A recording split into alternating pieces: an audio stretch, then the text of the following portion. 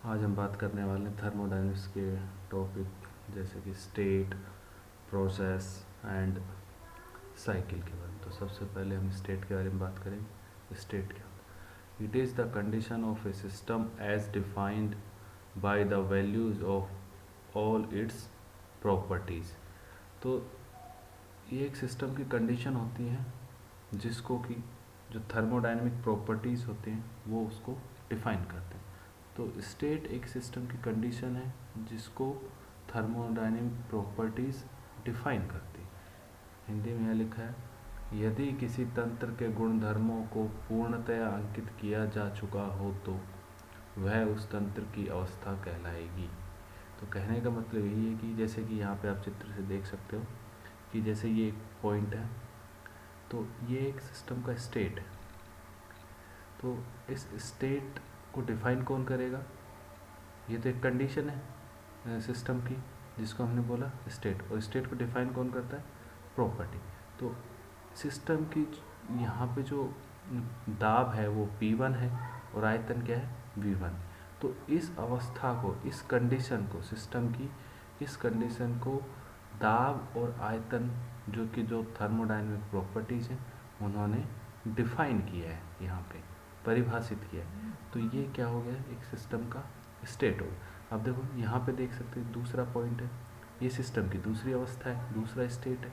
तो यहाँ पे आप देखोगे जो दाब है वो P2 हो गया, आयतन हो गया V2। तो यहाँ पे जो सिस्टम की कंडीशन है उसको किसने डिफाइन किया? प्रॉपर्टी ने, दाब और आयतन ने। तो यहाँ पे जो प्रॉपर्टी थी वो P1 V1 थी, यहाँ पे थी वो क्या हो गया? P2 V2। इसका मतलब यहाँ पे एक अलग स्टेट है, ये अलग कंडीशन है सिस्टम की। तो इसका मतलब सिस्टम की अलग कंडीशन का मतलब अलग स्टेट हो गया।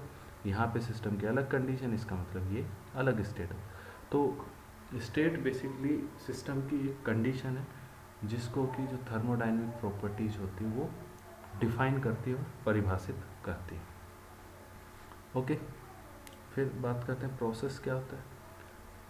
Path of change of state is known as process. किन्हीं दो अवस्थाओं के बीच परिवर्तन की विधि को प्रक्रम द्वारा दर्शाया जाता है। इसमें एक या अधिक गुणधर्मों में परिवर्तन हो सकता है। तो प्रक्रम हम हिंदी में बोलते हैं और इंग्लिश में इसको प्रोसेस बोलते हैं। तो कहने का मतलब ये है कि जो स्टेट के चेंज होने का जो पाथ है, जो रास्ता है, जो विधि है, उसी को हम क्या बोलते हैं? प्रोसेस बोलते हैं।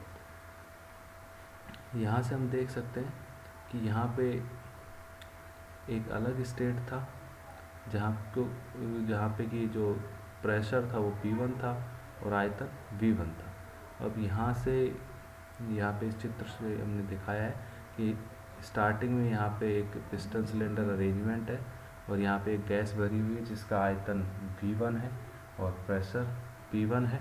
ठीक है, तो ये गैस कुछ यहाँ पे बल लगा रही है, फोर्स लगा रही है, जिसकी वजह से पिस्टन इस डायरेक्शन में क्या हो रहा है? मूव कर रहा है। और मूव कर रहा है तो यहाँ पे गैस का क्या हो रहा है? प्रसार हो रहा है, एक्सपेंशन हो रहा है। तो यहाँ पे दाब कम हो गया, आयतन क्या हो गया? बढ़ गया। धीरे धीरे अभी भी बल लग रहा है इस पर, तो आगे आपका प्रसार कंटिन्यू है यहाँ पे, और फाइनली जो आपका दाब हो जाता है वो क्या हो जाता है? P5 और आयतन V5। इसी चीज़ को हमने इस चित्र में दर्शाया है। तो स्टार्टिंग में जो स्टार्टिंग कंडीशन है उसमें सिस्टम की जो स्टेट है वो क्या है? ये है 1, जहाँ पे दाब आपका P1 है, आयतन V1 है। ठीक है, स्टेट में परिवर्तन हुआ, नई कंडीशन आ गई, एक्सपेंशन हुआ, प्रसार हुआ। तो स्टेट में परिवर्तन हुआ तो प्रॉपर्टीज़ में परिवर्तन होगा P2 V2। फिर और एक्सपेंशन हुआ तो प्रॉपर्टीज़ होगी यहाँ पे P3 V3। एक्सपेंशन कंटिन्यू है तो यहाँ पे प्रॉपर्टीज़ होगी P4 V4। और प्रॉपर्टीज़ ही क्या करती है? स्टेट को डिफाइन करती है। इसका मतलब प्रॉपर्टीज़ में चेंज हो रहा है, इसका मतलब स्टेट में चेंज हो रहा है। तो यहाँ पे स्टेट 1 था, स्टेट 2, स्टेट 3, स्टेट 4, मतलब यहाँ पे स्टेट में क्या हो रहा है? चेंज हो रहा है।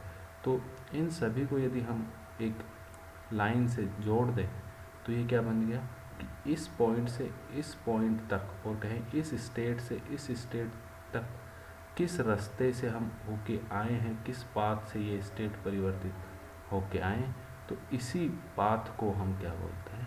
प्रोसेस बोलते हैं। ठीक है, अब बहुत सारे टाइप के प्रोसेस होते हैं, जैसे कि isothermal process, isobaric process, isochoric process, reversible adiabatic process, polytropic process.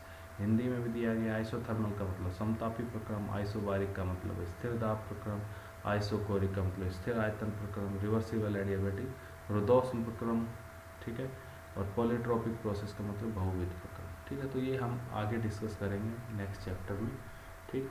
तो ये प्रोसेस था, ओके। अब नेक्स्ट साइकिल के बारे में बात करते हैं। साइकिल क्या होता है, चक्र क्या होता है।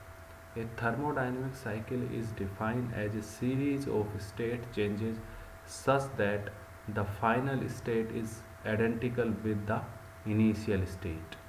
ओके, हिंदी में ऊष्मागतिकी चक्र दो या दो से अधिक प्रक्रमों के ऐसे क्रम को कहते हैं जिसमें प्रथम प्रक्रम की अंतिम अवस्था द्वितीय प्रक्रम की प्रारंभिक अवस्था हो तथा सभी प्रक्रमों की समाप्ति पर प्रारंभिक अवस्था पुनः प्राप्त हो सके। तो कहने का मतलब है कि यहाँ पे फर्स्ट प्रक्रम है 1 से 2, तो फर्स्ट प्रक्रम का जो अंतिम बिंदु है, जो अंतिम अवस्था है, स्टेट है, वो नेक्स्ट प्रक्रम दूसरे प्रक्रम की क्या होनी चाहिए, प्रारंभिक अवस्था, जो कि यहाँ पे है 2 से 3, क्योंकि फर्स्ट प्रक्रम की जो अंतिम अवस्था थी, जो अंतिम स्टेट था, वो क्या था 2, और यही जो 2 स्टेट है सेकेंड प्रक्रम 2 से 3 का क्या है, प्रारंभिक स्टेट है, प्रारंभिक अवस्था है, ठीक है। और 3 to 1 के लिए, क्योंकि 2 to 3 जो प्रक्रम इसकी अंतिम अवस्था 3 है, ओके, और 3 to 1 नेक्स्ट जो प्रक्रम है उसके लिए प्रारंभिक अवस्था क्या होगी, 3 होगी। तो इसका मतलब जो ये लाइन दी हुई है, प्रथम प्रक्रम की अंतिम अवस्था द्वितीय प्रक्रम की प्रारंभिक अवस्था हो, तो ये तो यहाँ पे क्लियर हो रहा है, ठीक है। और नेक्स्ट है कि सभी प्रक्रमों की समाप्ति पर प्रारंभिक अवस्था पुनः प्राप्त हो सके। तो 1 से हम स्टार्ट किए थे प्रक्रम, 1 से 2, 2 से 3 और 3 से 1, तो यहाँ पे सभी प्रक्रम क्या हो गए, खत्म हो गए, और वापस से हम कहाँ पे आ गए, प्रारंभिक अवस्था। तो ये क्या हो गया, साइकिल, ओके। अब जैसे कि हम देखें कि एक साइकिल मैंने यहाँ पे ये बनाया हुआ है, एक सर्कल है पूरा, तो क्या ये साइकिल है, देखना ये है हमें कि क्या ये साइकिल है, जो हमने जो डेफिनेशन दी है, परिभाषा दी है, उसके अकॉर्डिंग क्या ये साइकिल है। देखो साइकिल किससे मिलके बना होगा, किससे मिलके बना होता है, प्रक्रम से, ठीक है। और हमने प्रक्रम के बारे में क्या बात की थी, प्रक्रम क्या होता है, path of change of state, मतलब स्टेट के चेंज होने का जो पाथ है उसी को क्या बोलते हैं, प्रक्रम। तो इसका मतलब प्रक्रम में स्टेट चेंज जरूर होगा, अवस्था में परिवर्तन जरूर होगा, ठीक है, ओके। तो यहाँ से मान लेते हैं हमारा स्टार्ट हुआ, ये हमारा प्रक्रम घूम के ऐसे आ गया, तो यहाँ पे तो ये प्रक्रम ही नहीं हुआ, क्योंकि यहाँ से हमने स्टार्ट किया, प्रक्रम वापस घूम के वहीं पे आ गया, तो इसका मतलब अवस्था में परिवर्तन नहीं हुआ, और किसी भी प्रक्रम के लिए अवस्था में परिवर्तन जरूरी है। तो यहाँ पे ये साइकिल तो बन गया, लेकिन यहाँ पे कोई प्रक्रम है ही नहीं, तो इसका मतलब ये साइकिल नहीं है, ओके। तो यहाँ पे देखिए कि 1 से 2, ठीक है, एक प्रक्रम है, क्योंकि 1 से 2 जाने में अवस्था में परिवर्तन हुआ है, तो इसका मतलब यहाँ पे 1 से 2 प्रक्रम है। फिर 2 से 1 हम देखें तो वापस से 2 से 1 भी अवस्था में परिवर्तन है, तो ये भी प्रक्रम है। और दूसरा जो साइकिल की जो डेफिनेशन है, फर्स्ट प्रक्रम की जो अंतिम अवस्था है वो द्वितीय प्रक्रम की क्या होनी चाहिए, प्रारंभिक अवस्था, जो है यहाँ पे सेटिस्फाई हो रही है, और जब सभी प्रक्रम समाप्त हो जाएं तो हम प्रारंभिक बिंदु पे पहुँच जाने चाहिए। तो यहाँ पे 2 से 1 जो अंतिम प्रक्रम है उसके बाद वापस से हम प्रारंभिक अवस्था में पहुँच जा रहे हैं, तो इसका मतलब ये साइकिल है। लेकिन ये साइकिल नहीं है, क्योंकि यहाँ पे एक ही प्रक्रम से हमने साइकिल बनाया है, ठीक है। तो यहाँ से कहीं से भी हम स्टार्ट करके करेंगे इस प्रक्रम को, तो घूम के वापस हम यहाँ आ जा रहे हैं, तो हमको दिखाई पड़ने में तो ये साइकिल जैसा दिख रहा है कि हम जब जहाँ से स्टार्ट कर रहे हैं वहीं पे हम वापस से क्या आ जा रहे हैं, घूम के आ जा रहे हैं।